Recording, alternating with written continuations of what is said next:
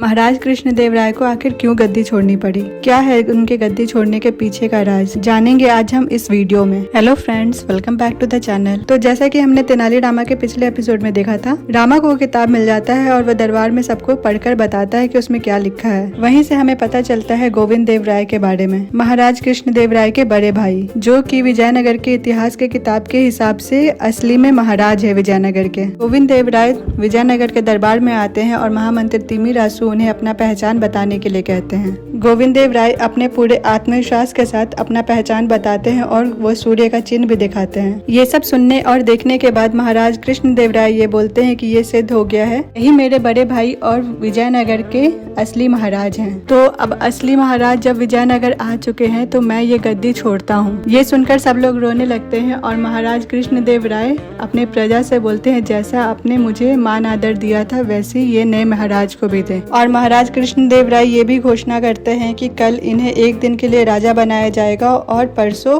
इनका राज अभिषेक किया जाएगा। यही दरबार खत्म होता है और सब लोग अपने अपने घर जाते हैं। फिर हम देखते हैं कि महाराज अपनी छोटी रानी से बोलते हैं कि मेरी पहचान ही छिन गई एकदम से। वही महामंत्री तिम्मीरासु बोलते हैं कि मैं आपको ही महाराज मानूंगा, मैं किसी और को महाराज नहीं मानूंगा विजयनगर का। महाराज तिम्मीरासु की बात सुनकर भावुक हो जाते हैं और महामंत्री को बोलते हैं जो सत्य है उनका साथ दीजिए। इधर रामा भी परेशान बैठा होता है और शारदा से अपनी मन की बात कह रहा होता है। शारदा भी कहती है कि कैसे एक दिन में अचानक से ऐसा हो गया, विजयनगर का महाराज ही छिन गया। तभी गुरु दत्ताचार्य रामा के घर आते हैं और बहुत परेशान लगते हैं और रामा से विनती करते हुए कहते हैं कि ये जो भी कुछ हो रहा है उसको खत्म करे, कुछ ऐसा करे जिससे हमारे महाराज को कुछ ना हो। रामा भी अपनी परेशानी जताते हुए कहता है कि मैं क्या करूँ, मेरे लिए भी ये सब जो हो रहा है बहुत मुश्किल है, लेकिन सत्य का साथ कैसे ना दूं मैं। लेकिन गुरु दत्ताचार्य फिर भी कहते हैं कि आप ही हैं जो कुछ कर सकते हैं। फिर अगले दिन हम देखते हैं दरबार में महाराज कृष्णदेव राय आते हैं, लेकिन वो सिंहासन पे नहीं बैठते हैं। उसके बाद गोविंद देव राय आते हैं और उनको एक दिन का राजा बनाने के लिए महामंत्री को महाराज बोलते हैं। महामंत्री तिम्मीरासु भारी मन से जाते हैं गोविंद देव राय के पास और उनको एक दिन का राजा बनाते हैं। गोविंद देव राय एक दिन के राजा बन जाते हैं और एक दिन के राजा बनते ही